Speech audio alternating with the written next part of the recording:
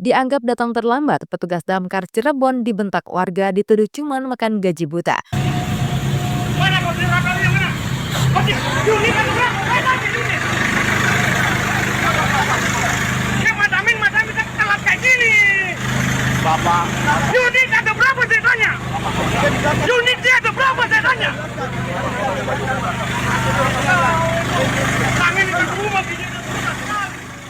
Petugas damkar Kota Cirebon mendapat perlakuan kurang menyenangkan dari seorang warga yang mengamuk. Warga tersebut merupakan pria Parubaya yang menganggap petugas damkar datang terlambat untuk memadamkan api. Kejadian ini terjadi di Jalan Evakuasi, Kampung Kalikebat, Kelurahan Karya Mulya, Kecamatan Kesambi, Kota Cirebon pada hari Senin 18 Agustus 2025.